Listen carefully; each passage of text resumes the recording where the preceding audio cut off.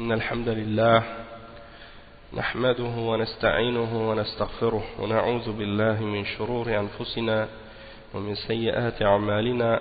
من يهده الله فلا مضل له ومن يضلل فلا هادي له، وأشهد أن لا إله إلا الله وحده لا شريك له، وأشهد أن محمدا عبده ورسوله. يا أيها الذين آمنوا اتقوا الله حق تقاته ولا تموتن إلا وأنتم مسلمون. يا أيها الناس اتقوا ربكم الذي خلقكم من نفس واحدة وخلق منها زوجها وبث منهما رجالا كثيرا ونساء، واتقوا الله الذي تساءلون به والأرحام إن الله كان عليكم رقيبا. يا أيها الذين آمنوا اتقوا الله وقولوا قولا سديدا يصلح لكم أعمالكم ويغفر لكم ذنوبكم، ومن يطع الله ورسوله فقد فاز فوزا عظيما. أما بعد، وإن خير الكلام كلام الله، وخير الهدي هدي محمد صلى الله عليه وسلم، وإن شر الأمور محدثاتها، وكل محدثة بدعة، وكل بدعة ضلالة، وكل ضلالة في النار. أما بعد. Donc aujourd'hui, Inch'Allah, on commence le cours numéro 50 dans l'explication de Al-Mulakhas fi Sharh Kitab al-Tawhid, c'est-à-dire le résumé dans le livre de Kitab al-Tawhid, dans l'explication du Kitab al-Tawhid. Et puis c'est bien entendu le résumé du Sharh de Cheikh Salih al-Fawzan. On est arrivé aujourd'hui dans le cours numéro 50 et on explique maintenant un nouveau chapitre. C'est le chapitre qui s'intitule Babun Qawlullahi Ta'ala Alam tara ila alladhina yaz'umuna annahum amanu bima unzila ilayka wa ma unzila min qablik yuriduna an yatahakamu ila at-taghut wa qad umiru an yakfuru bih wa yuridu ash-shaytanu an yudillahum dalalan ba'ida. Donc c'est le chapitre au sujet de qu'est-ce qui est mentionné dans le verset 60, 61 et 62 dans Surat An-Nisa. Donc là, qu'est-ce que j'ai lu? C'est le verset 60 en arabe, c'est qu'est-ce qui est mentionné dans le Kitab al-Tawhid. Puis il y a la suite de ce verset-là aussi qui clarifie sa signification. Donc on va le lire ensemble avec sa traduction. Le verset 60 qui signifie: n'as-tu pas vu ceux qui prétendent croire en ce qu'on a fait descendre vers toi, ô Muhammad, et à ce qu'on a fait descendre avant toi? Ils veulent prendre pour juge le Tarout, alors que c'est en lui qu'on leur a commandé de ne pas croire. Mais le diable veut les égarer, très loin dans l'égarement. Donc ça c'est le premier verset. Et la suite de ces versets-là, comme le Cheikh Al-Fawzan il les a mentionnés, وإذا قيل لهم وإذا تمام الآيات وإذا قيل لهم تعالوا إلى ما أنزل الله وإلى الرسول رأيت المنافقين يصدون عنك صدودا فكيف إذا أصابتهم مصيبة بما قدمت أيديهم ثم جاءوك يحلفون بالله إن أردنا إلا إحسانا وتوفيقا. Donc ça c'est les versets 61 et 62 qui signifie: et lorsqu'on leur dit venez vers ce qu'Allah a fait descendre et vers le messager, tu vois les hypocrites s'écarter de toi, s'écarter loin de toi. Comment agiront-ils quand un malheur les atteindra à cause de ce qu'ils ont préparé de leurs propres mains? Puis ils viendront alors près de toi, jurant par Allah, nous avons voulu que le bien et la réconciliation.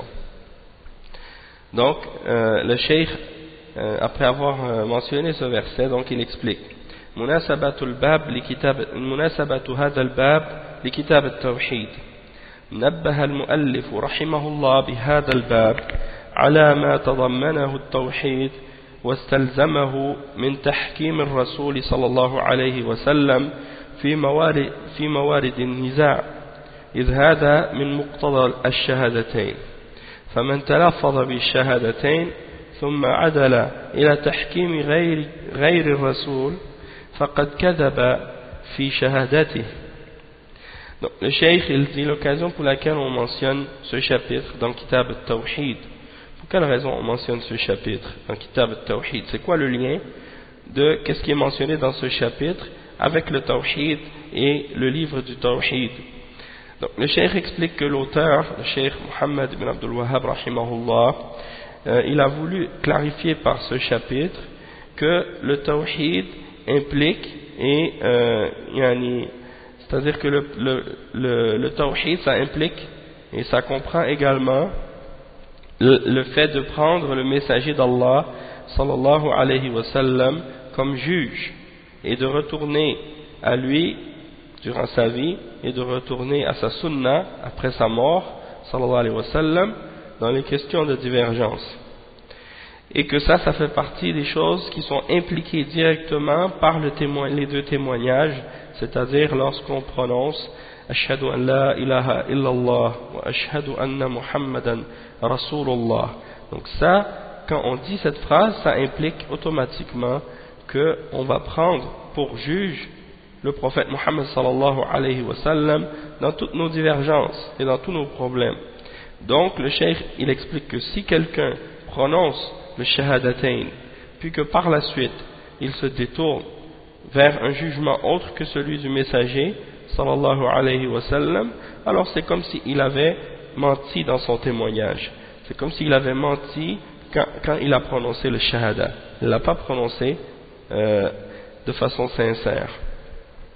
Le cheikh il dit ensuite en expliquant le verset Alam tara istifhamu ta'ajjubin wa istinkar.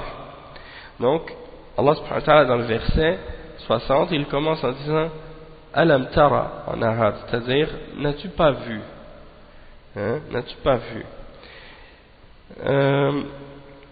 Cheikh il dit que ça c'est une question que Allah subhanahu wa ta'ala pose, c'est une question d'étonnement et de condamnation en même temps. C'est comme si une question d'étonnement par rapport à qu'est-ce que ces munafiqin ont fait, et de condamnation par rapport au mal qu'ils font, et de mentionner que c'est quelque chose qui est détestable. ألم ترى إلى الذين يزعمون أنهم آمنوا إلى آخر الآية أي يدعون الإيمان بذلك وهم كاذبون يزعمون أنهم آمنوا بما أنزل إليك وما أنزل من قبلك يريدون أن يتحاكموا إلى الطاغوت أي يتخاصموا.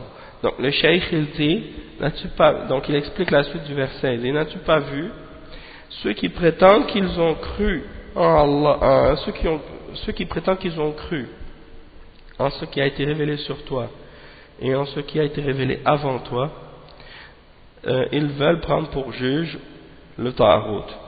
Donc le cheikh explique que ces gens-là, ils prétendent d'avoir la foi en ce qui a été révélé au prophète sallallahu alayhi wa sallam et ce qui a été révélé avant le prophète, mais ce sont des gens qui mentent, c'est-à-dire ce sont des menteurs. يريدون أن يتحاكموا إلى الطاغوت وهو كثير الطغيان والمراد هنا كعب بن الأشرف اليهودي وهو يشمل كل من حكم بغير ما أنزل الله. Donc le cheikh explique la suite du verset en disant qu'ils veulent prendre pour juge, c'est-à-dire lorsqu'ils ont des désaccords et des disputes, ils veulent retourner dans ces disputes-là au Taghut. Et le mot Taghut, le cheikh il explique que c'est celui qui transgresse beaucoup, c'est celui qui transgresse beaucoup ou souvent. Et on veut dire par là, dans ce verset en particulier, dans le contexte pour lequel le verset a été révélé, on parle d'un individu spécifique, c'est-à-dire Ka'b ibn al-Ashraf, qui était un juif à l'époque. Et parfois les gens retournaient vers lui pour juger. Donc ça implique celui-là, mais le cheikh explique que également ça comprend toute personne qui juge par autre que ce que Allah subhanahu wa ta'ala a révélé, qui juge par autre que ce que Allah subhanahu wa ta'ala a révélé. Donc c'est pas juste limité à cet individu, mais ça comprend toute personne qui rentre dans cette caractéristique et dans cette description. Ensuite le cheikh il dit an yakfuru bih ay yarfudu ta'at at-taghut وَقَدْ أُمِرُوا أَنْ يَكْفُرُوا بِهِ, c'est-à-dire alors qu'ils ont été ordonnés de ne pas croire en le Taghut et de rejeter l'obéissance au Taghut. وَيُرِيدُ الشَّيْطَانُ أَنْ يُضِلَّهُمْ ضَلَالًا بَعِيدًا. Le Cheikh il dit يريد الشيطان بأمره لهؤلاء وتزيينه لهم التحاكم إلى الطاغوت أن يضلهم أن يصدهم عن سبيل الحق والهدى ضلالا بعيدا فيجور بهم جورا شديدا. Donc le Cheikh il dit que et par cela le shaitan veut les égarer d'un égarement lointain, c'est-à-dire en leur ordonnant et en leur embellissant le fait de juger par le Taghut. Il veut par cela les égarer, c'est-à-dire les détourner du droit chemin, du chemin de la vérité et de la guidance, vers un égarement lointain pour les amener vers l'injustice et les faire tomber dans une grande injustice. Et là, donc, ça c'est par rapport à ce verset. Ensuite, dans la suite du verset, وَإِذَا قِيلَ لَهُمْ تَعَالَوْا إِلَى مَا أَنزَلَ اللَّهُ وَإِلَى الرَّسُولِ رَأَيْتَ الْمُنَافِقِينَ يَصُدُّونَ عَنْكَ صُدُودًا. Donc, وَإِذَا قِيلَ لَهُمْ تَعَالَوْا إِلَى مَا أَنزَلَ اللَّهُ أي في القرآن من الحكم بين الناس في القرآن من الحكم بين الناس وإلى الرسول ليحكم بينهم فيما تنازعوا فيه. C'est-à-dire, lorsque on leur dit à ces gens, à ces munafiqines, à ces personnes qui prétendent avoir la foi dans ce qu'Allah a révélé et en ce qui a été qui prétendent croire en ce qui a été révélé au messager Muhammad sallallahu alayhi wa sallam et en ce qui a été révélé avant lui, et qui veulent prendre pour juge le Taghut, c'est-à-dire qu'ils veulent prendre pour juge autre que la loi qui est révélée par Allah, autre que le Coran et la Sunna. Donc tu les vois qui s'écartent, et le shaitan, ils ont été ordonnés de rejeter la foi en le Taghut, malgré tout ils veulent juger par cela, et le shaitan essaie de les égarer d'un égarement lointain. Et quand on les appelle à juger selon ce qu'Allah a révélé dans le Coran, pour juger entre les hommes, ou bien de les ramener au messager sallallahu alayhi wa sallam pour qu'ils jugent entre eux dans les divergences qu'ils ont. رأيت المنافقين أي الذين يدعون الإيمان وهم كاذبون, c'est-à-dire tu vois les munafiqin, ceux qui prétendent la foi alors qu'ils sont menteurs, يصدون يعرضون في موضع نصب على الحال عنك إلى غيرك صدودا مصدر ضد مصدر صد أو اسم مصدر. Donc tu vois les hypocrites, leur réaction quand ils sont appelés à Allah, c'est qu'ils se détournent. Ils se détournent du prophète sallallahu alayhi wa sallam pour aller vers autre que lui. Donc ça c'est l'attitude des hypocrites. Lorsqu'on les invite à juger selon le Coran et selon la Sunna et selon les règles du Coran et de la Sunna, eh bien ils cherchent un moyen pour se détourner de ce jugement-là et de ce verdict-là. Et ça ça s'applique également à des personnes aujourd'hui. Lorsqu'on les appelle à juger selon le Coran et la Sunna, ils se détournent, ils refusent, que ce soit dans l'aqida, que ce soit dans le manhaj, que ce soit dans les questions qui ont rapport avec tout autre aspect de la vie. C'est pas seulement dans les jugements par rapport aux punitions et aux peines, mais également fondamentalement ça commence par les questions qui ont rapport avec la foi. Lorsqu'on veut juger entre les différentes sectes et les différents groupes d'égarement et de bid'ah, ou bien également les gens qui cherchent par exemple par exemple quand on les appelle à juger dans les questions de manhaj, quand il y a des divergences dans ces questions-là, on les appelle à revenir au Coran et à la Sunna et à la compréhension des salaf salih, et on voit qu'ils refusent de revenir. Donc ça s'applique également à ces gens-là. C'est l'attitude des hypocrites. Et également dans les autres questions de la vie, que ce soit dans les questions de de jugement par rapport à la politique, ou par rapport au mariage, par rapport au divorce, par rapport aux héritages, par rapport aux autres aspects de la vie aussi. Donc, leur caractéristique à ces munafiqin, c'est qu'ils se détournent. Ils refusent de venir au jugement d'Allah et de son messager. فكيف أي ماذا يكون حالهم وماذا يصنعون إذا أصابتهم مصيبة إذا نزلت بهم عقوبة من قتل ونحوه بما قدمت أيديهم أي بسبب التحاكم إلى غيرك وعدم الرضا بحكمك هل يقدرون على الفرار منها ثم جاءوك للاعتذار حين يصابون معطوف على أصابتهم أو على يصدون. Donc le cheikh explique que ensuite, comme on a mentionné, comment agiront-ils فكيف إذا أصابتهم مصيبة comment agiront-ils quand un malheur les atteindra à cause de ce que leurs mains ont préparé.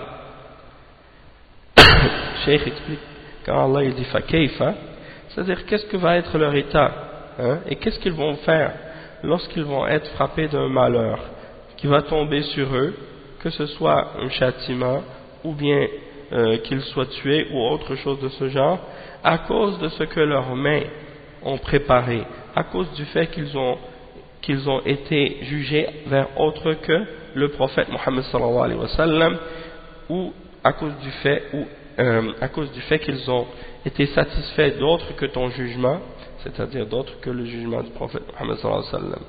Est-ce qu'ils vont être capables de s'enfuir de ce châtiment et de ce malheur qui va les atteindre? Donc ça c'est une question qu'Allah subhanahu wa ta'ala mentionne pour les blâmer et les réprimander. ثم جاءوك يحلفون بالله ثم جاءوك للاعتذار حين يصابون معطوف على أصابتهم أو يصدون. Donc par la suite ils viennent vers toi, c'est-à-dire que ces munafiqin ils vont venir vers toi pour s'excuser. Ils vont venir s'excuser après qu'ils ont été frappés par un malheur, et ils vont donner comme excuse in aradna illa ihsanan wa tawfiqa. Donc leur excuse c'est quoi? C'est qu'ils vont dire lorsqu'on est allé prendre pour juge autre que toi et chercher le jugement d'autre que toi, on a voulu faire ça que pour le bien, c'est-à-dire on voulait faire la réconciliation entre les gens. وتوفيقا أي تأليفا بين الخصمين ولم نرد مخالفتك. C'est-à-dire ils vont dire on voulait juste essayer de réconcilier et de ramener les deux parties ensemble pour les réunir, on ne voulait pas te contredire. Donc ça c'est leur prétexte. Le cheikh explique le verset général, le sens général du verset. المعنى الإجمالي للآيات أن الله سبحانه وتعالى أنكر على من يدعي الإيمان بما أنزل الله على رسوله وعلى الأنبياء قبله، وهو مع ذلك يريد أن يتحاكم في فصل الخصومات إلى غير كتاب الله وسنة رسوله صلى الله عليه وسلم، ويحاكم إلى الطاغوت الذي أمر عباده المؤمنين أن يكفروا به. ولكن الشيطان يريد أن يضل هؤلاء المتحاكمين إلى الطاغوت عن سبيل الهدى والحق ويبعدهم عنه. وإذا دعي هؤلاء إلى التحاكم إلى كتاب الله وسنة رسوله أعرضوا إعراض استكبار وتمنع. فماذا يكون حالهم وصنيعهم إذا نزلت بهم المصائب واحتاجوا إلى الرسول في ذلك ليدعو الله لهم ويحل مشاكلهم، فجاءوك يعتذرون عما صدر منهم بأنهم لم يريدوا مخالفته في عدولهم إلى غيره، وإنما أراد الإصلاح والتأليف بين الناس، فيبدون هذه الأعذار الباطلة ليبرروا فعلهم حينما يفتضحون.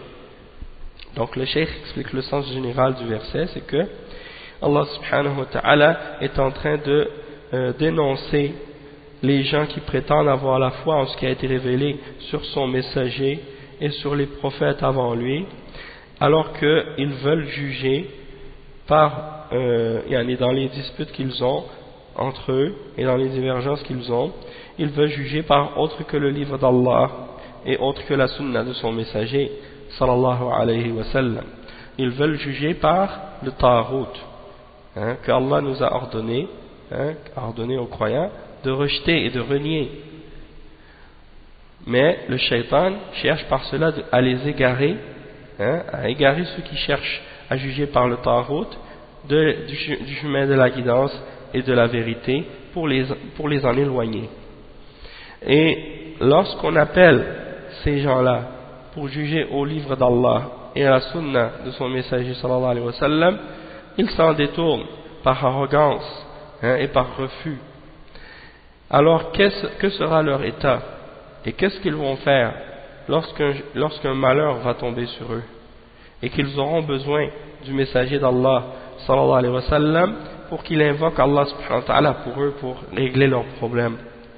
Alors à ce moment-là, ils viennent et cherchent à s'excuser de ce qu'ils ont fait, du fait qu'ils ont jugé par autre que Allah subhanahu wa ta'ala, par autre que le jugement d'Allah et de son messager sallallahu alayhi wa sallam. Ils viennent s'excuser en disant qu'ils n'ont pas voulu le contredire.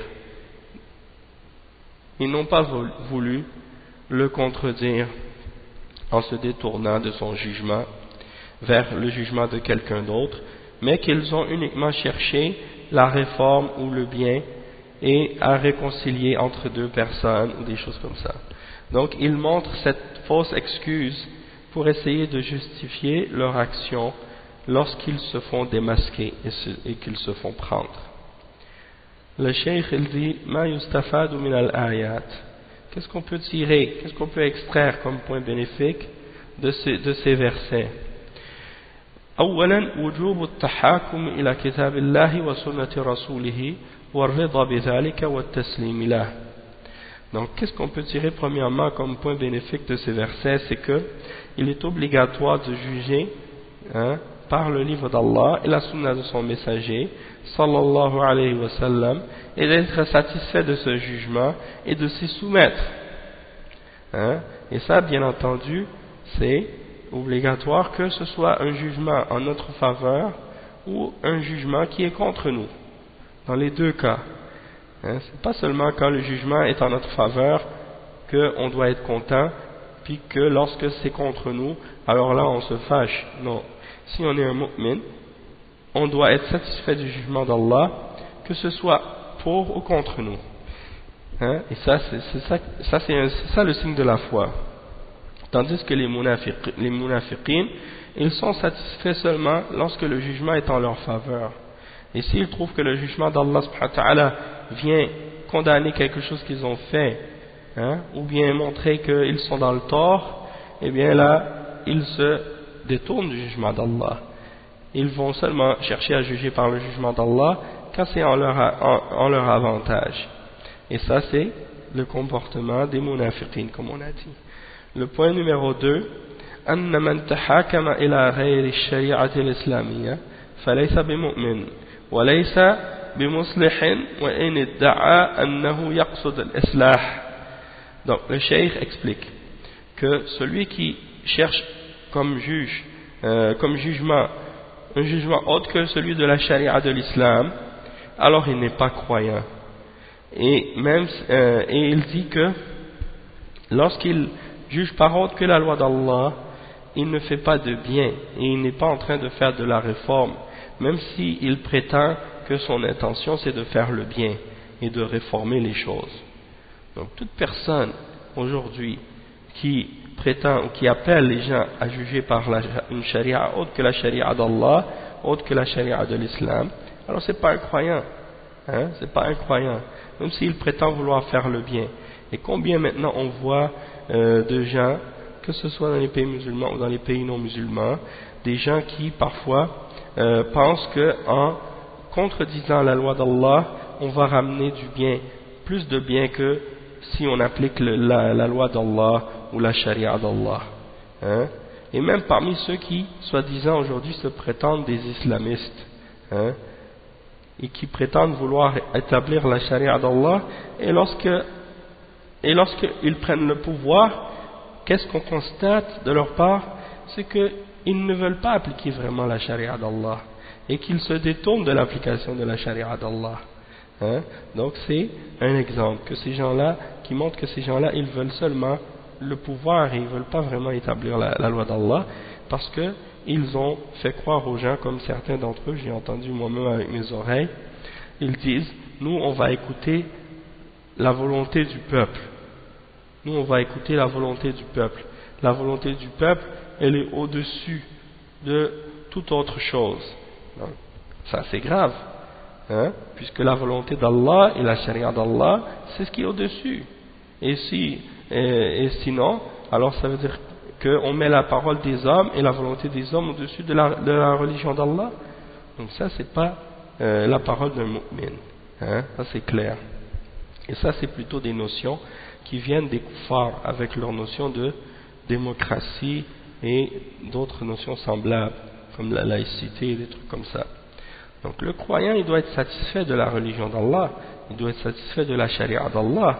Hein? S'il dit ashhadu an la ilaha illallah wa ashhadu anna Muhammad Rasulullah, et puis lorsque c'est le temps de juger dans des questions qui ont rapport avec la religion ou la dunya, il dit non, je ne veux pas juger par la loi d'Allah, je veux juger par la loi qui a été écrite par Napoléon, ou bien par la loi qui a été écrite par tel ou tel parmi les philosophes, ou bien par la loi écrite par les Anglais ou les Français ou les Américains ou les Suédois ou les Russes ou je ne sais pas quel autre peuple qui sont pas qui jugent pas par la loi d'Allah.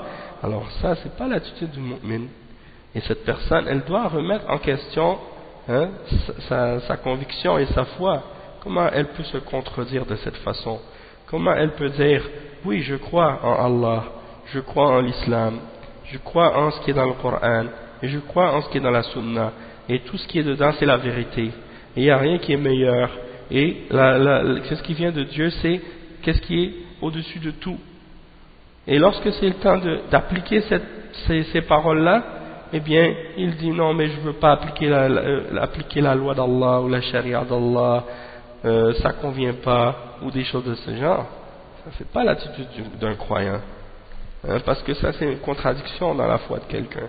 C'est-à-dire que cette personne, elle a une contradiction en elle-même, et elle ment quand elle prétend être croyante, hein, et qu'elle ne croit pas vraiment en l'islam, même si elle prétend croire en l'islam, hein, parce qu'elle préfère des lois que les hommes ont fait au lieu des lois qui viennent d'Allah subhanahu wa ta'ala. Le point numéro 3, le cheikh il dit à ce sujet-là, أن من حكم بغير ما أنزل الله فهو طاغوت ومن تحاكم إلى غير ما أنزل الله فهو متحاكم إلى الطاغوت وإن سماه بأي اسم. Le cheikh il dit que celui qui juge par autre que ce que Allah a révélé, alors c'est un taghut. Celui qui juge par autre que ce que Allah a révélé, alors il prend pour juge le taghut, même s'il l'appelle cette chose qu'il prend pour juge, hein, ou comme référence, même s'il l'appelle autre chose que le taghut. Par exemple, il y a des gens aujourd'hui, quand ils ont des questions qui ont rapport avec la dunya ou bien la religion, ils vont retourner à des lois ou à des chartes faites par les hommes qui sont en contradiction avec le Coran et la Sunna. Et ils vont dire non, nous on va retourner à la loi, on va retourner à la charte, on va retourner au droit de tel ou de tel pays, ou de telle législation, ou de telle constitution, ou de telle déclaration, hein, que ce soit les droits de l'homme, ou bien que ce soit n'importe quelle autre loi que la loi d'Allah. Alors celui qui dit ça, hein, il a jugé par le taghut. Et ces lois-là sont le taghut, sont des formes de taghut, même si on les appelle par d'autres noms. C'est-à-dire que c'est pas grave qu'on les appelle par un autre nom, ça fait pas changer la réalité de qu'est-ce que ces choses-là sont réellement. C'est-à-dire, elles sont un ta'arut, une forme de ta'arut, même si les gens les appellent pas le ta'arut. Hein? Donc toute loi qui contredit une d'entre les lois d'Allah, qui est dans le Coran ou dans la Sunna, eh bien c'est un ta'arut, peu importe comment on l'appelle. Et peu importe que cette loi, elle soit faite par quelqu'un qui est chrétien ou juif ou athée, laïque ou autre, ou bien par quelqu'un qui se dit musulman, c'est la même chose.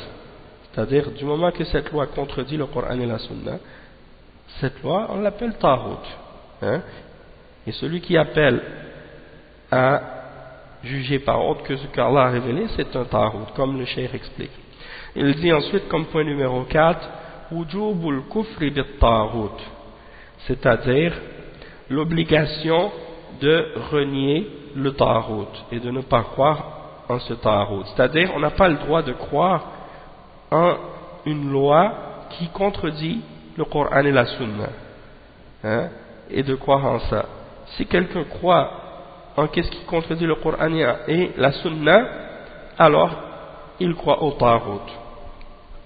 Donc si par exemple quelqu'un, par exemple, qui est musulman, il vit dans un pays musulman, dans un pays non musulman, et qu'il y a une loi parmi ces lois que les hommes ont écrites ou inventées, qui rend halal ce que Allah a déclaré haram, ou qui rend haram ce que Allah a rendu halal, alors le musulman doit renier cette loi et il ne doit pas y croire dans son cœur, il doit la rejeter. Hein, il doit renier cette loi, sinon il n'est pas croyant. Hein, sinon il n'est pas croyant. Comme si par exemple dans un pays, une loi dit un homme a le droit de marier un homme et une femme a le droit de marier une femme. Alors c'est interdit pour un musulman d'être d'accord avec cette loi et de l'accepter ou d'y croire. Hein, il doit la renier, il doit la rejeter et croire que cette loi elle est fausse et qu'elle contredit la révélation d'Allah. Hein, si une loi par exemple dans la charia dit par exemple que l'homme il a droit au double de la part de la femme dans l'héritage et que lui il vit dans un pays où on donne à l'homme et à la femme une part égale dans l'héritage, eh bien le musulman il n'a pas le droit de croire en cette loi puisqu'elle contredit qu'est-ce qui est dans le Coran et dans la Sunna. Il doit renier cette loi et croire en qu'est-ce qui est dans le Coran et dans la Sunna. S'il croit que cette loi qui est faite par les hommes et qui contredit la charia, elle est bonne, hein, et qu'il croit que c'est permis, hein, il la rend halal ou des choses comme ça, ça c'est kufr, ça c'est clair. Hein, et s'il la préfère, c'est encore plus clair que c'est kufr. Hein. Donc il faut renier ça parce que c'est un ta'arut. Hein. Et ça s'applique pas seulement à ces choses-là, mais à tout. Hein. S'il y a une loi, par exemple, dans un pays qui dit un homme a le droit d'adorer ce qu'il veut, que ce soit le soleil ou la lune, une tombe ou une idole, hein, alors si il y a cette loi-là dans un pays, le musulman il n'a pas le droit de reconnaître cette loi ou d'y croire. Il est obligé de renier ce genre de loi parce qu'elle rend halal le shirk. Hein. S'il y a une loi dans un pays qui dit toutes les religions sont bonnes, tout le monde a le droit de croire en ce qu'il veut, tout le monde a le droit, par exemple, d'avoir des rapports sexuels lorsque ce sont deux adultes consentants. Hein. Donc ça c'est des exemples de choses qui contredisent la loi d'Allah. Donc c'est interdit pour un croyant d'être satisfait de ce genre de loi-là et de les accepter. Et il est obligatoire aux croyants de les renier. Donc ça c'est des exemples que je donne pour que ce soit un peu plus clair. Et ça c'est des choses, le croyant il ne doit pas hésiter à affirmer ces principes-là et à croire en ces principes-là.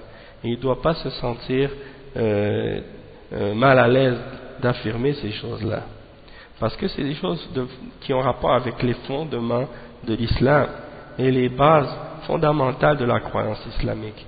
Donc si quelqu'un hésite dans ces choses-là ou a des doutes sur ces questions-là, eh bien c'est quelque chose qui peut être dangereux et aller pour sa foi.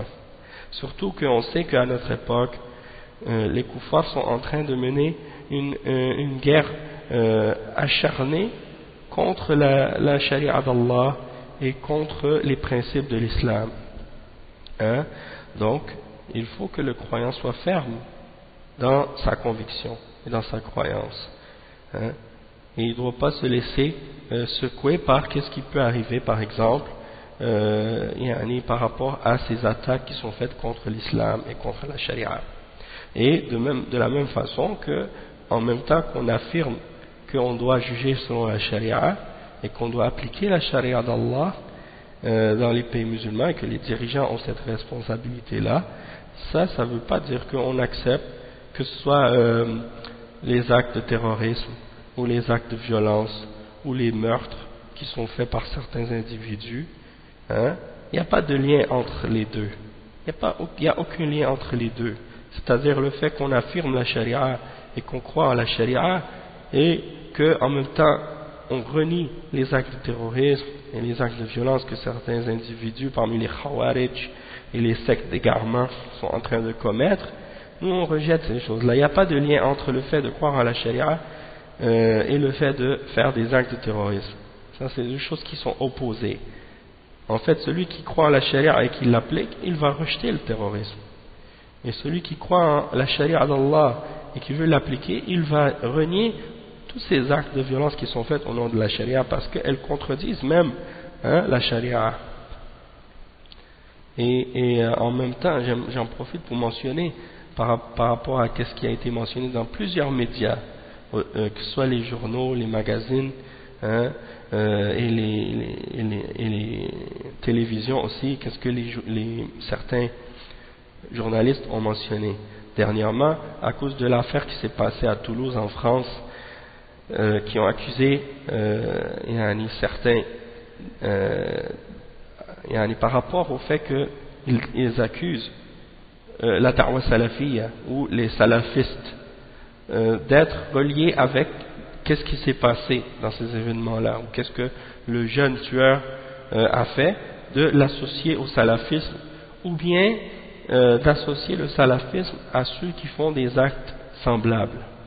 Donc j'aimerais prendre l'occasion maintenant pour clarifier ça et pour dire que ce sont des fausses accusations et ce sont des amalgames malhonnêtes qui sont faits de la part de ces médias, puisque la da'wa salafiyya, contrairement à ce que ces gens-là sont en train d'essayer de prétendre, en particulier un dénommé Samir Amghar, qui est un Tunisien de la France, qui a étudié en sociologie et qui a écrit une thèse sur le salafisme, et qui va maintenant, il est même venu à Montréal, il est venu à la mosquée, là où on donnait les cours, et il essayait même de se faire passer pour un salafi. Donc il était ici à l'université de Montréal, il est venu faire sa maîtrise. En aucun moment il a mentionné qu'il avait écrit des livres sur le salafisme ou quoi que ce soit. Mais il venait, il s'assoyait à nos durus, il a suivi plusieurs des cours qu'on a fait sur les fondements de la salafiyya. Et puis, quelques mois après qu'il soit parti, on a appris dans les médias que c'était un chercheur qui écrit des livres sur le salafisme et des choses comme ça. Donc, parmi les choses qu'il mentionne dans ses études et dans ses recherches, il mentionne que les salafistes sont de trois groupes, ou trois courants. Le premier qu'il définit comme étant les salafistes quiétistes, ou bien parfois il les appelle les salafistes cheikhistes, c'est-à-dire qui retournent au shuyukh. Et il parle d'un deuxième groupe de salafistes, les salafis politiques, qu'ils appellent parfois aussi les salafistes réformistes. Et la troisième catégorie qu'ils appellent les salafistes révolutionnaires, ou bien parfois ils les mentionnent ou les appellent des djihadistes. Et ils mentionnent que ces trois groupes sont trois courants du salafisme. Et ça c'est une fausse accusation et c'est un mensonge et c'est un mélange de la vérité et du faux, parce que tout le monde, tous les salafis savent très bien que les gens qui se mêlent à la politique, qui font des groupes politiques, qui appellent au vote et aux élections et qui appellent même à faire des manifestations contre les dirigeants, que ces gens-là ne sont pas des salafis. et que ce sont des hizbiyin parmi les ikhwan, les sururiyin et les qutbiyya, hein, ils n'ont rien à voir avec la salafiyya. Ces gens-là découlent du mouvement qu'on appelle les mouvements des frères musulmans, fondé par Hassan al-Banna et influencé par Sayyid Qutb. Ils n'ont rien à voir avec la salafiyya. Et la preuve que ces gens-là se contredisent lorsqu'ils mentionnent ces courants soi-disant salafistes, c'est qu'ils mentionnent le premier courant qui est le courant des salafistes quiétistes, et ils mentionnent eux-mêmes qu'ils sont contre le fait de se révolter ou d'appeler à la rébellion contre les dirigeants. Alors comment ils peuvent être eux contre la révolte contre les dirigeants, et l'autre courant qui se prétend aussi salafiste soi-disant selon ce qu'ils disent eux, qui appelle à la rébellion et aux manifestations contre les dirigeants et qui rentre dans les partis politiques et qui appelle à la démocratie. Comment ces deux courants-là sont en contradiction l'un avec l'autre, et ils sont malgré tout sur le même courant, hein, ou sur la même tendance? C'est totalement contradictoire et absurde. Donc la vérité c'est quoi? C'est que la salafiyya, c'est de suivre le Coran et de suivre la Sunna selon la compréhension de nos salafus salih, et de retourner à nos ulama et à nos shuyukh. C'est pour ça qu'ils nous appellent les salafistes shaykhistes. Pourquoi? Parce qu'on retourne, hein, aux ulama et aux shuyukh. Maintenant les autres qui font de la politique, ils contredisent nos shuyukh, ils contredisent la voie des salafs, donc ils ne peuvent pas être salafis. Et les djihadistes, ils contredisent la voie des salafs dans la aqidah et dans le manhaj, la même chose. Donc ils ne peuvent pas être salafis, puisque pour être salafi, il faut respecter certaines croyances et certains fondements dans la méthodologie. Et si quelqu'un vient en contradiction avec ces fondements dans cette méthodologie-là, il sort de la salafiyya. Il ne peut plus se prétendre salafi par la suite.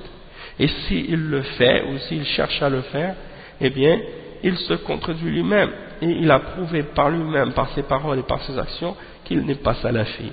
Donc comment ces gens-là, et sur quoi ces gens-là peuvent-ils se baser? Seulement sur la prétention? C'est-à-dire seulement le fait que quelqu'un se dise quelque chose, ça veut dire qu'il l'est? Alors si c'était aussi simple que ça, alors pourquoi eux ils n'acceptent pas les prétentions de ces islamistes aujourd'hui quand ils disent qu'ils sont démocrates et qu'ils prétendent que non? Quand les islamistes parlent aux koufars et qu'ils disent aux koufars, nous on est démocrates et on est pour la liberté, on appelle à la démocratie et ainsi de suite, les koufars leur disent non, c'est pas vrai, vous n'êtes pas des démocrates. Comment ils savent que ce ne sont pas des démocrates? C'est parce qu'ils vont leur dire, vous, qu'est-ce que vous suivez? Ça contredit nos fondements et nos valeurs. Alors, nous on va répondre à ces koufars et à ces journalistes et à ces soi-disant spécialistes de la salafiyya, comme Samir Amhar. Comment on fait nous pour savoir que ces gens-là ne sont pas des salafis? C'est la même chose, on retourne à nos fondements, on retourne à nos principes, et on sait tout de suite que ces gens-là ont contredit les fondements de la salafiyya, on contredit les fondements, hein, de cette da'wa, et ils ne retournent pas aux ulama, ils ne retournent pas aux shuyukh, et ils ne retournent pas aux principes et aux fondements de la aqidah. Ils sont sur la aqidah des khawarij, et ils sont sur le manhaj des ikhwan, des frères musulmans, et de Sayyid Qutb, et de Hassan al-Banna. Donc ça, c'est pas les fondements de la da'wa salafiyya, hein? Donc essayez pas de faire des amalgames et de mélanger les gens et de faire fuir les gens de la salafiyya en leur faisant peur, en faisant croire aux gens que les salafis c'est des terroristes, ou que c'est des gens qui appellent à la violence, ou qui sont en accord avec qu'est-ce que ces groupes ou ces individus égarés font au nom de l'islam. Ils ne sont pas des salafis, ils ne seront jamais des salafis, et les salafis n'accepteront jamais ce qu'ils font, et on se désavoue et on condamne totalement et complètement tout ce que ces gens-là ont fait au nom de l'islam et au nom de la salafiyya. Et l'islam est innocent, et les salafis sont innocents, et tous les ulama de l'islam qui sont sur la voie des salafs ont dénoncé et renié et réfuté avec les preuves du Coran et de la Sunna tout ce que ces gens-là ont fait. Donc il faut que chaque musulman qui comprend et qui suit cette salafiyya et qui la comprend et qui la connaît comme il faut qu'il clarifie ces choses-là lorsque c'est nécessaire, et lorsqu'il a l'occasion de le faire, et lorsqu'il a la capacité de le faire, pour détruire ces amalgames et ces mensonges qui sont propagés aujourd'hui par ces individus. Et la même chose aussi, j'aimerais mentionner par rapport à l'autre, Jamila Ben Habib, aussi, qui a écrit un article dans le journal de Montréal, dans son blog du journal de Montréal, et qui parlait d'un groupe en Tunisie qui font des manifestations avec des banderoles ou des drapeaux noirs. Eh bien, elle a appelé cette banderole la banderole des salafistes, ou le drapeau des salafistes, et elle les a qualifiés de salafistes. Eh bien, j'aimerais clarifier que ces gens-là, ce ne sont pas des salafis, et que les salafis sont contre les manifestations, contre le gouvernement, ou contre le dirigeant, ou des choses de ce genre, et ils n'ont pas de drapeau noir non plus. Donc de prétendre ces choses-là au sujet des salafis, c'est un mensonge. C'est la preuve que la personne est soit une ignorante, ou soit une personne mal intentionnée qui veut déformer la réalité et mettre sur le dos des salafis ce dont ils sont innocents. Donc je prends l'occasion pour clarifier tout ça, Inch'Allah. Ensuite le cheikh il dit, comme point numéro 5, التحذير من كيد الشيطان وصده الإنسان عن الحق. L'avertissement contre les ruses du shaitan et le fait qu'il essaie de détourner les hommes de la vérité. Donc, ceux qui appellent à juger par autre que la loi d'Allah, ils suivent les ruses du shaitan là-dedans, qui essaie d'égarer les gens de la vérité. Le point numéro 6. أن من دعي إلى التحاكم إلى ما أنزل الله وجب عليه الإجابة والقبول فإن أعرض فهو منافق. Donc le cheikh il dit que celui qui est invité à juger selon ce que Allah a révélé, il est obligatoire pour lui de répondre et d'accepter cette invitation. Et s'il le refuse ou il s'en détourne, alors c'est la preuve que c'est un hypocrite. C'est la preuve que c'est un munafiq. Lorsque tu appelles un hizbi, ou un ikhwani, ou un tabliri, ou un takfiri, ou un khariji, à revenir au Coran et à la Sunna, et à laisser tomber la bid'a, et qu'il continue, et qu'il refuse de venir au jugement d'Allah et du messager, c'est la preuve qu'il agit comme un munafiq. Lorsque tu appelles au tawhid, les gens qui adorent les tombes, et qui adorent les morts, et qu'ils refusent, c'est l'attitude des munafiqin.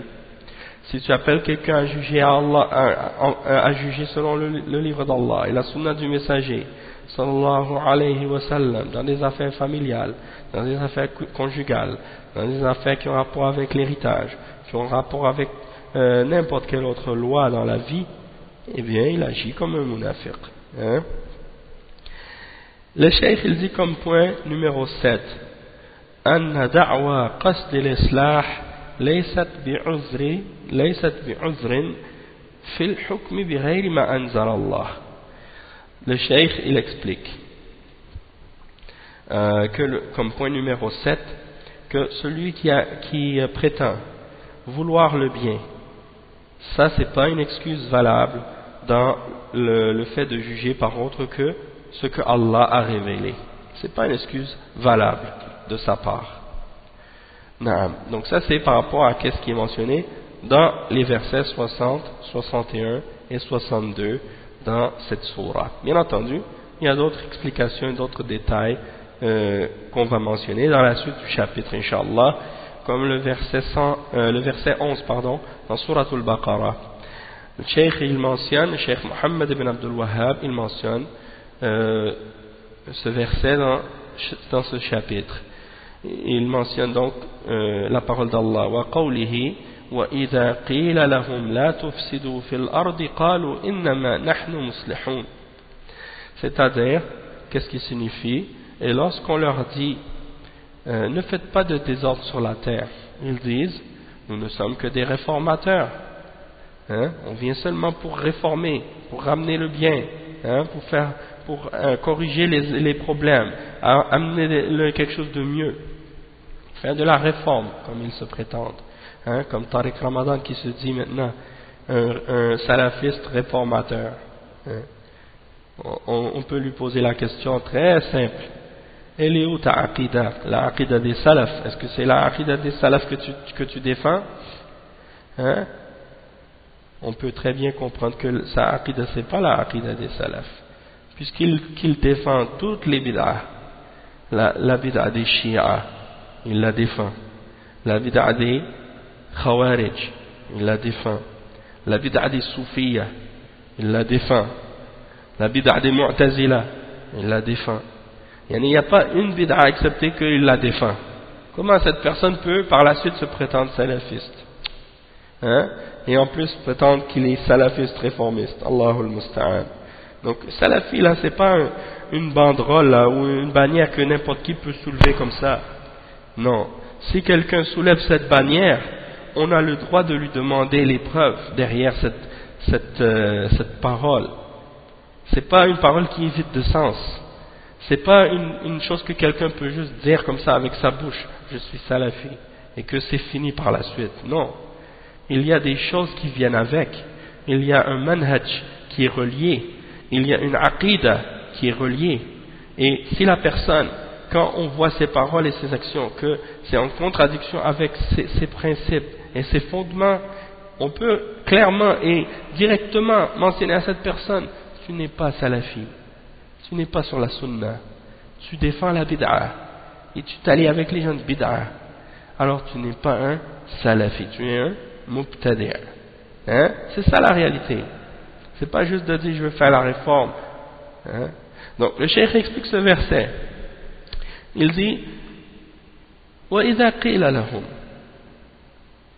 hein? Et lorsqu'on leur dit hey, lil munafiqin, lorsqu'on dit à ces gens-là, parmi les munafiqin, la tufsidu fil ard, ne faites pas de désordre sur la terre, bil kufri wa ghayrihi min anwa' al ma'asi, c'est-à-dire ne faites pas de désordre sur la terre par le kufr, hein, en propageant la mécréance, ou parmi n'importe quel autre parmi les différentes sortes de péchés et de désobéissance. Hein? Donc lorsqu'on leur dit cessez de faire ces choses-là et de répandre le désordre sur la terre, parce que c'est ça le désordre. Le désordre c'est quoi? Le désordre c'est le shirk, le désordre c'est le kufr, le désordre c'est les bid'ah, le désordre c'est tout ce qui est haram, des péchés, des choses de ce genre. Hein? Le fait de juger par autre que la loi d'Allah, le fait d'appeler aux innovations, hein? Tout ça, ça rentre là-dedans. Hein? Et des fois, par exemple, comme une fois Cheikh Rabi, il expliquait dans une réponse qu'il a donnée, il a dit il y a des gens de bid'a, ils inventent des adorations, comme les soufis, les chiites, les khawarij et tout, ils inventent des adorations, ils disent ça fait partie de l'islam. Il dit ça c'est dangereux. Il dit parce qu'il y a des gens aujourd'hui, ils font que condamner les gens qui inventent des lois parmi les politiciens ou des choses comme ça, qui appellent à des lois humaines. Hein. Toutefois, ces politiciens-là qui font ces lois-là, ils disent pas, par exemple, ça c'est des lois religieuses, nous qu'est-ce qu'on amène, ça fait partie de l'islam. Ils disent pas ça. Tandis que les mubtadi'a, les gens de bid'a, eux, ils inventent des choses dans la religion et ils disent, ça c'est des adorations, si vous les faites, Allah va vous aimer, vous allez vous rapprocher d'Allah. Ils sont en train donc de faire des lois dans la religion. Et ça c'est encore plus dangereux parce que les politiciens, les laïcs, hein, ceux qui appellent à faire des nouvelles lois, des choses comme ça, quand ils les font, ils ne disent pas aux musulmans, ça c'est des lois de l'islam, si vous faites ça, vous vous rapprochez d'Allah, ça vient de l'islam. Non, ils ne disent pas ça. Ils disent seulement, ça c'est des lois, nous on a ramené ça. Tandis que les mubtadi'a, eux, ils sont en train de mentir à propos d'Allah, mentir à propos de son messager directement, en attribuant à la religion des choses qui n'en font pas partie. Et les gens qui suivent ces gens-là, dans leur bid'a, ils sont en train de légiférer dans la religion d'Allah et dans l'adoration. Il y a des gens qui excluent complètement cette chose-là, ils ne mentionnent même pas ça, alors que c'est beaucoup plus dangereux. Hein? Donc ça c'est un point important. Ça fait partie de ceux qui font le désordre sur la terre. Après le cheikh il dit وإنما قالوا إنما نحن مصلحون وليس نحن فيه بفساد. C'est-à-dire ils prétendent qu'ils ne sont que des réformateurs. Ils disent on veut juste faire du bien, on ne veut pas ramener de désordre en faisant ça. Et ça c'est l'excuse de tous les munafiqins qui appellent à faire des choses qui contredisent l'islam. Ils font des choses qui contredisent l'islam et après ils disent mais nous on veut le bien par ça. Hein? C'est comme par exemple dans les pays musulmans. Lorsque il y avait des écoles, par exemple une école qui est mélangée, séparée, les hommes d'un côté, les femmes d'un côté. Et ça les dérange. Parce que c'est des gens qui veulent le désordre, qui veulent la perversité, qui veulent le zina, qui veulent les désordres sociaux. Alors ils critiquent ça. Et ils appellent les responsables dans les pays musulmans où on applique l'islam à cesser de séparer les sexes dans les écoles. Et ils disent, mélangeons les garçons et les filles. Il y a du bien là-dedans. On veut faire le bien. Hein? Donc ils veulent, lorsqu'on leur dit arrêtez de faire du désordre, ils disent non, nous on veut seulement faire la réforme, on veut ramener du bien. Ça va être mieux pour les garçons et les filles, ils vont mieux se connaître, ils vont mieux se comprendre. Hein? Il y aura moins de conflits entre les hommes et les femmes plus tard quand ils vont être mariés. Hein? Pourtant, regardez chez les koufars, depuis le temps qu'ils ont séparé, qu'ils ont cessé de séparer les sexes dans les écoles, parce qu'au début du siècle, toutes les écoles étaient séparées, garçons d'un côté, filles de l'autre. Depuis qu'ils ont mélangé ces sexes dans les écoles, est-ce que vous avez remarqué qu'il y a plus de compréhension entre les garçons et les filles maintenant? Et qu'il y a qu'il y a moins de problèmes dans les mariages? Hein? C'est plutôt le contraire. Hein? Donc tout ça c'est justement des exemples. Comment ces gens-là cherchent des excuses pour prétendre qu'ils veulent faire le bien quand ils font du désordre. Le cheikh explique le sens général de ce verset-là. Il dit المعنى الإجمالي للآية أن الله سبحانه وتعالى يذكر من صفات المنافقين أنهم إذا نهوا عن ارتكاب المعاصي التي تسبب الفساد في الأرض بحلول العقوبات وأمروا بالطاعة إذا نهوا عن ارتكاب المعاصي التي تسبب الفساد في الأرض بحلول العقوبات وأمروا بالطاعة التي فيها صلاح الأرض أجابوا بأن شأننا الإصلاح لأنهم تصوروا الفساد بصورة الصلاح لما في قلوبهم من المرض. Donc le cheikh il explique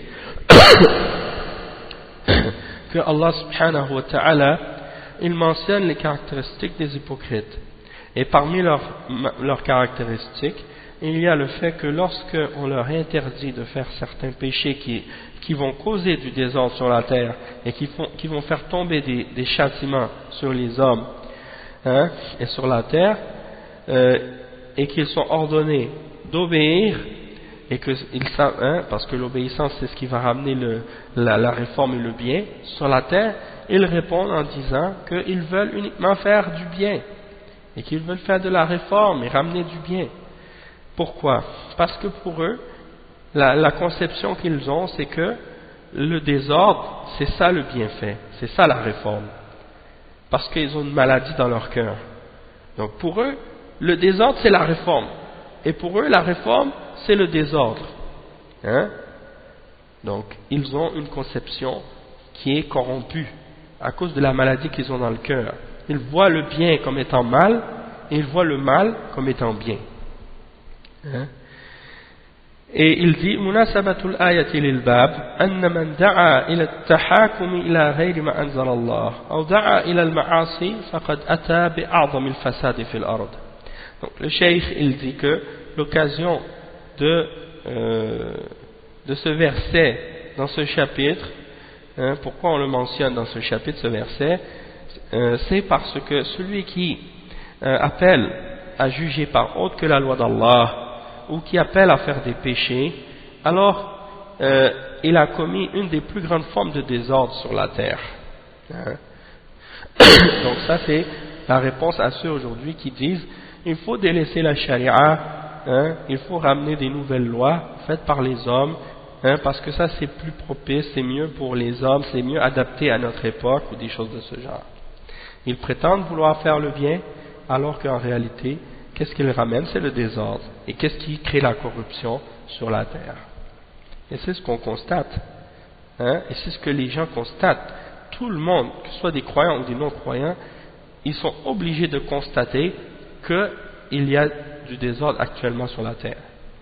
Et même les kuffars eux-mêmes, ils ne font que se plaindre que la société va mal, qu'il y a des problèmes, qu'il y a des difficultés. La différence là-dedans, c'est entre le mu'min et le kafir. Il y a la différence, c'est la foi. Et c'est le fait que le mu'min, il reconnaît les faits et la réalité et il se soumet à Allah. Tandis que le kafir, il s'enfle d'orgueil et d'arrogance, il refuse d'accepter la solution qui vient d'Allah. Parce qu'il veut s'enfoncer encore plus dans son égarement et dans son désordre, par fierté, par arrogance. Donc, alhamdulillah, que Allah nous a guidés à la foi, que Allah a ouvert nos cœurs à la réalité de l'islam, et qu'il nous a guidés vers qu'est-ce qui est le mieux pour nous dans cette vie et dans l'au-delà, et qu'il nous raffermisse nos cœurs sur cette voie. Tu vois aujourd'hui que c'est ça qui se passe. Les gens, ils voient le bien comme étant le mal et le mal comme étant le bien.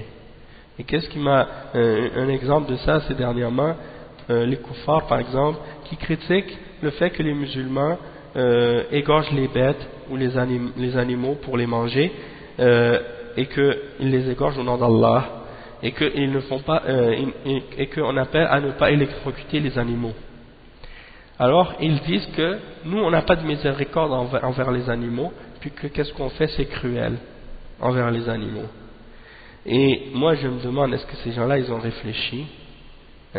Est-ce que l'un d'entre eux s'est déjà pris le doigt dans le grille-pain, ou bien le doigt dans une prise électrique pour voir qu'est-ce que ça fait, et pour voir est-ce que c'est une miséricorde de se faire électrocuter? Donc ils disent nous on a plus de miséricorde parce qu'on électrocute un animal pour le saisir avant de le tuer, comme ça il ne va pas sentir. Est-ce qu'ils savent qu'est-ce que ça fait l'électrocution? C'est pas pour rien pourquoi ils tuent les gens avec des chaises électriques. Est-ce que ça fait du bien à la personne quand elle se fait électrocuter?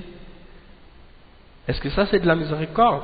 Franchement, c'est des gens, ils voient le monde à l'envers et ils critiquent les musulmans pour ça. Tandis que la méthode que l'islam a enseignée par rapport à l'abattage des animaux, c'est la méthode la plus miséricordieuse.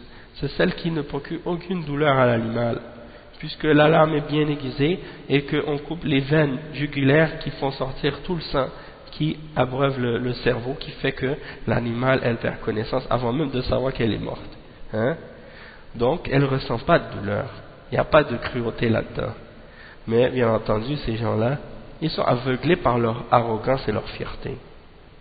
Ils refusent de reconnaître la sagesse qui vient d'Allah. Et ce n'est pas un jugement, l'abattage islamique, ce n'est pas un jugement qui vient des hommes qu'on a choisis nous-mêmes. C'est quelque chose qui a été révélé par le créateur de l'univers, par le maître des animaux, le maître de la création tout entière. Et c'est lui qui s'est décrit dans son livre comme étant Ar-Rahman Ar-Rahimin, le plus miséricordieux des miséricordieux, Ar-Rahman Ar-Rahim, le tout miséricordieux, le très miséricordieux. Comment par la suite une créature parmi ces créatures peut venir essayer d'accuser sa loi et ses jugements d'être injustes et prétendre être plus miséricordieux que son créateur? Ça c'est pas la plus grande des insolences? Donc ça c'est quelque chose sur laquelle on doit réfléchir et faire réfléchir ces gens-là aussi pour qu'ils puissent revenir à la raison et comprendre l'absurdité dans laquelle ils sont. Ensuite le cheikh wa munasabatul ayati lil bab, donc on a expliqué ça déjà. Les points qu'on peut tirer de ce verset, ma yustafadu min al-aya ما يستفاد منها أولا التحذير من تحكيم النظم والقوانين المخالفة للشريعة، c'est-à-dire la mise en garde contre le fait de juger par les systèmes et les lois ou le droit qui contredit la sharia. وإن ادعى أصحابها أن قصدهم الإصلاح، même si les gens qui appellent à ces choses-là ont de bonnes intentions, même si ceux qui appellent à ces choses-là ont de bonnes intentions. Subhanallah.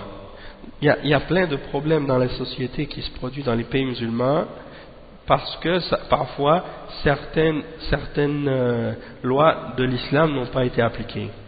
parce qu'on s'est détourné de certains aspects de la sunna. Et pour réparer ces erreurs, ils essaient de les réparer en faisant d'autres lois contraires à la sharia, pour réparer les premières erreurs. Et ils ne font en faisant ça que s'enfoncer encore plus dans les erreurs. C'est comme essayer de corriger une faute par une autre faute. Au lieu de se repentir à Allah et de revenir à son jugement et d'appliquer la loi d'Allah dans tous les aspects de la vie pour que la société soit en harmonie et que les choses soient réglées. Et que quand il y a un problème qui se présente, qui est nouveau, on puisse retourner aux ulama de l'islam pour qu'ils jugent dans ces questions-là selon qu'est-ce qui est révélé dans le Coran et dans la Sunna pour avoir une réponse à ces problèmes selon qu'est-ce qui est dans la révélation. Ça c'est l'attitude qu'on doit adopter si on veut avoir le succès dans cette vie et dans l'au-delà. Le cheikh dit comme deuxième point أن دعوى الإصلاح ليست بعذر في ترك ما أنزل الله. Le fait de prétendre, le point numéro 2, c'est que le fait de prétendre la réforme, ce n'est pas une excuse pour abandonner ou délaisser le jugement d'Allah. Le point numéro 3, التحذير من الإعجاب بالرأي, la mise en garde contre le fait d'être ébloui soi-même par son opinion. Le point numéro 4, أن مريض القلب يتصور الحق باطلا والباطل حقا. Le point numéro 4, c'est que la personne qui a une maladie au cœur, qui est malade dans son cœur, elle considère ou elle a une conception qui est renversée de la vérité et du faux. Elle voit le faux comme étant vérité et elle voit la vérité comme étant fausse. Le point numéro 5, أن النية الحسنة لا تصور مخالفة الشرع. C'est-à-dire que la bonne intention ne légitimise pas la contradiction de la charia. Le fait que quelqu'un prétende avoir une bonne intention, ça ne rend pas légitime le fait de contredire la révélation d'Allah subhanahu wa ta'ala. Donc ça c'est un point très important aussi. Ensuite le cheikh il mentionne un autre verset, le cheikh Muhammad ibn Abdul Wahhab, il mentionne le verset le verset 56 dans surat Al-A'raf. Allah subhanahu wa ta'ala il dit وَلَا تُفْسِدُوا فِي الْأَرْضِ بَعْدَ إِصْلَاحِهَا, c'est-à-dire ne semez pas le désordre sur la terre après sa réforme. Le cheikh explique ce verset là en disant la nahiya, la وَلَا تُفْسِدُوا, c'est un la d'interdiction. Donc c'est-à-dire c'est pour interdire qu'est-ce qui suit. Tufsidu fil ard, c'est-à-dire qu'il interdit de faire le désordre sur la terre. Et il dit bishirki wal ma'asi, c'est-à-dire en faisant le shirk, en associant des partenaires et des égaux avec Allah subhanahu wa ta'ala dans l'adoration, et en faisant des actes qui sont des désobéissances d'Allah subhanahu wa ta'ala. بعد إصلاحها ببعث الأنبياء وشرع الأحكام وعمل الطاعات, c'est-à-dire après qu'elle ait été réformée, c'est-à-dire par l'envoi des messagers, des prophètes, et par la révélation des différentes règles, et par l'application des différents actes d'obéissance d'Allah. Donc une fois que ça a été établi, les messagers ont été envoyés, la charia a été révélée et les bonnes œuvres ont été appliquées, il ne faut pas ramener du désordre sur la terre en faisant du shirk, en faisant des péchés sur la terre. Le cheikh il dit المعنى الإجمالي للآية ينهى الله سبحانه عباده عن الإفساد في الأرض بالمعاصي والدعاء إلى طاعة المخلوقين في معصية الله إلى طاعة المخلوقين في معصية الله بالمعاصي والدعاء إلى طاعة المخلوقين في معصية الخالق بعد إصلاحه سبحانه إياها ببعث الرسل وبيان الشريعة والدعاء إلى طاعة الله فإن عبادة غير الله والدعوة إلى غيره والشرك به والظلم والمعاصي هي أعظم فساد في الأرض Donc le cheikh explique le sens général de ce verset-là. Il dit que Allah interdit, subhanahu wa ta'ala, à ses serviteurs de faire le désordre sur la terre en commettant des désobéissances et des péchés, en appelant à obéir aux créatures dans la désobéissance du Créateur. Après que la réforme a été faite sur la terre, en ayant envoyé sur terre des messagers et en ayant clarifié la législation divine et en invitant à l'obéissance, en ayant invité à l'obéissance d'Allah. Donc une fois qu'on a fait ça, il ne faut pas ramener le désordre sur la terre par les péchés et l'obéissance dans le péché, l'obéissance des créatures dans le péché. Parce que le fait d'adorer d'autres qu'Allah, faire le shirk, d'appeler les autres à faire le shirk, et de faire de l'injustice et des péchés, ça fait partie des plus grandes formes de désordre sur la terre. Donc ça c'est des choses très importantes à comprendre, que tout ça c'est du désordre. Et les gens aujourd'hui qui appellent à la laïcité, qui appellent à la démocratie, en réalité, qu'est-ce qu'ils sont en train de faire? Ils sont en train de faire le désordre sur la terre après qu'elle a été réformée, après que les messagers ont été envoyés. Parce qu'ils sont en train de dire aux hommes, on n'a pas besoin de Dieu. Ils sont en train de dire aux hommes, on n'a pas besoin d'Allah, subhanahu wa ta'ala, pour nous dire quoi faire. On n'a pas besoin d'Allah pour nous dire qu'est-ce qui est bien, qu'est-ce qui est mal, qu'est-ce qui est halal, qu'est-ce qui est haram. On n'a pas besoin d'Allah pour ça. On n'a pas besoin d'un prophète, d'un messager. On n'a pas besoin d'un livre révélé, d'un Coran. On n'a pas besoin de la sunna pour nous dire ce qui est halal et ce qui est haram, pour nous dire ce qui est bon et ce qui est mauvais. On peut le faire nous-mêmes et on peut décider nous-mêmes et on peut choisir ça nous-mêmes par le vote, par les lois, par la démocratie, par le Parlement et ainsi de suite. Donc c'est pour ça que ces choses-là représentent des formes de kufr et de shirk. Et c'est pour ça que l'islam rejette ces choses-là. Maintenant, comment des islamistes aujourd'hui prétendent qu'ils peuvent employer ces choses-là comme moyen pour établir la loi d'Allah, alors que ces choses-là à la base sont établies par les kuffars pour opposer tout ce qui vient d'Allah et rejeter tout ce que Allah a révélé. C'est la preuve que ces gens-là n'ont rien compris, soit de l'islam, ou soit des lois des kuffars et de leur système, ou soit des deux. Allah al-Musta'an. Munasabatul ayati lil bab. Pour quelle raison on mentionne ces choses-là dans ce chapitre? Pourquoi on mentionne ce verset dans ce chapitre? Le cheikh il dit anna man yad'u ila at-tahakum ila ghayri ma anzala Allah faqad ata bi a'zam al-fasad fi al-ard. Le contexte, c'est que la personne qui, pourquoi on parle de ça dans ce chapitre, de faire le désordre après la réforme sur la terre, c'est parce que la personne qui appelle à juger par autre que la loi d'Allah, alors c'est lui qui amène le plus grand désordre sur la terre. Comme on a dit, il appelle au désordre. Pourquoi? Parce que les hommes auparavant étaient satisfaits du jugement d'Allah et ils retournaient au jugement d'Allah.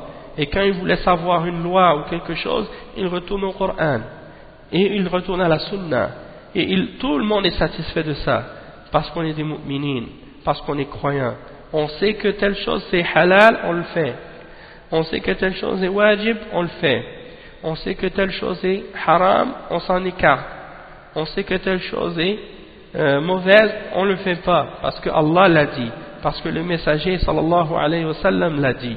Et on ne discute pas les ordres d'Allah, on est satisfait de ça. Mais après, ils sont venus et ils ont dit aux gens, non, laissez de côté le Coran, laissez de côté la Sunna. On n'a pas besoin de Dieu, on n'a pas besoin d'un messager.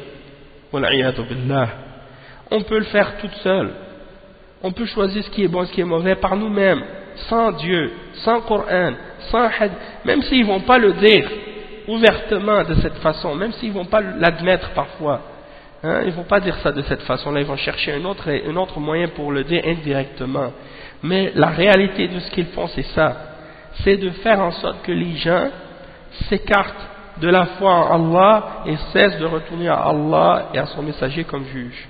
Pour que les gens disent, on va choisir nous-mêmes ce qui est halal et ce qui est haram. Et une fois que les gens ont mis de côté la révélation d'Allah, c'est là que le désordre commence. Parce que là, ils vont essayer de dire aux gens, mais tout le monde est libre. Si vous voulez suivre votre religion, vous pouvez. Et si vous voulez suivre autre, vous pouvez. Donc ça veut dire quoi? Ça veut dire que maintenant, plus personne n'a les mêmes références pour savoir qu'est-ce qui est bien et mal. Et que la référence suprême, celle qui est au-dessus de tout le monde, c'est quoi? C'est le Tarout. C'est les lois qui contredisent la révélation. Et les lois individuelles que les personnes peuvent choisir individuellement dans leur vie personnelle, sur le plan moral, ils peuvent juger selon leur religion. Sauf que ça n'a aucune influence dans la société. Ça veut dire que c'est seulement entre toi et ta petite conscience, qu'est-ce que tu peux faire. Mais ça n'influence pas rien dans qu'est-ce qui est dans la société. Ça veut dire quoi? Ça veut dire que maintenant les hommes sont dans le désordre. Un dit ça c'est bien, l'autre dit non, ça c'est mal. Un dit moi je suis d'accord avec toi, l'autre dit non, je suis pas d'accord. Pourquoi? Parce qu'on a chacun des différentes références. Et il n'y a plus rien qui tient dans la société. Et la personne qui a ramené ça, à la base c'est le shaitan, c'est le diable. Et ceux qui le suivent, parmi les shayatin al-ins qui sont satisfaits du désordre et qui veulent profiter de ce désordre, soit pour leur intérêt personnel, pour se remplir les poches, ou pour égarer les hommes, ou pour simplement par méchanceté, ou bien pour d'autres raisons aussi, parmi les raisons d'égarement. Mais s'ils reviennent à la loi d'Allah, et qu'on interdit le shirk, qu'on interdit le kufr, qu'on interdit les autres péchés comme le riba et le zina et les autres choses, on voit que l'ordre revient dans la société. Les choses se réétablissent. Et la paix, la tranquillité et la stabilité reviennent dans la société. Ceux qui aiment le désordre, ils ne sont pas satisfaits de ça. C'est pour ça qu'ils combattent la charia. Et tous les groupes et les individus qui utilisent des groupes de manifestation comme les partis communistes ou socialistes ou bien autres, ils sont tous en train d'essayer de dénoncer certaines injustices qu'ils voient dans la société. Mais ils passent complètement à côté de la base de l'injustice absolue et totale qui est le shirk avec Allah et le rejet de sa loi et de sa législation. Donc ils essaient de rejeter certaines injustices sur le plan économique parfois qui sont, il y a des injustices qui sont créées parce que les hommes se sont parfois détournés de la religion d'Allah. Eh bien eux ils enfoncent encore plus l'injustice en écartant encore plus les hommes de la voie d'Allah, et appeler les hommes de plus en plus au kufr, en se détournant encore plus de la loi d'Allah en disant non, pas besoin de Dieu, la religion c'est l'opium du peuple, et des choses de ce genre. Tout ça c'est des ruses du shaitan, et derrière ça il y a les juifs, les chrétiens, les athées, les laïcs, les communistes, les socialistes et tous les autres groupes d'égarement qui existent, qui veulent appeler à l'égarement et qui appellent les gens à se détourner du jugement d'Allah. Et combien ils sont nombreux, Allah musta'an, même parmi les gens qui sont dans les pays musulmans qui ont été influencés par ces systèmes et ces idéologies-là malheureusement, et qui veulent appeler les gens à se détourner de la révélation. Le cheikh il dit Munasabatul Aya lil-Bab, on l'a mentionné, et les points qu'on peut tirer de ce verset, Anna al-Ma'asi ifsad, ifsadun fil ard, les péchés c'est du désordre, c'est de faire le désordre sur la terre, de corrompre la terre. Le point numéro 2, at-ta'atu islahun lil-ard, le fait de faire l'obéissance d'Allah, d'établir l'obéissance d'Allah, ça c'est la réforme de la terre, c'est qu'est-ce qui ramène du bien sur la terre. Et les péchés qu'on fait, ça a un effet direct sur la terre elle-même et sur tout ce qui sort de la terre comme fruits et comme arbres et comme produits. Les péchés qu'on fait, c'est pas seulement un effet spirituel, ça a un effet réel et physique aussi sur la terre qui nous entoure. Donc les gens ils négligent ces choses-là, mais il y a un livre de l'imam Ibn al-Qayyim qui s'appelle Ad-Da'u wad-Dawa, la maladie et le remède, et dedans il mentionne jusqu'à 99 effets de nos péchés. parmi les effets des péchés. Et parmi ces effets-là, il mentionne cette cause-là, cette chose-là. Le point numéro 3, أن تحكيم غير ما أنزل الله إفساد في الأرض. De juger par autre que la loi d'Allah, c'est quelque chose qui amène du désordre sur la terre. Et إصلاح البشر وأن صلاح البشر وإصلاحهم لا يكون إلا بتحكيم ما أنزل الله. Le désordre, la réforme sur la terre et la réforme, le fait de réformer, qu'est-ce qui ramène la réforme de l'homme, qu'est-ce qui ramène le bien de l'homme sur la terre, c'est ça ne peut pas être autre chose que par le fait de juger par ce que Allah a révélé. Donc nous on va s'arrêter ici pour aujourd'hui, Inch'Allah, et on va continuer la suite de ça, Inch'Allah, au prochain cours. La semaine prochaine il n'y aura pas de cours parce qu'il y a une conférence à Toronto, il y a les frères de Birmingham qui viennent, donc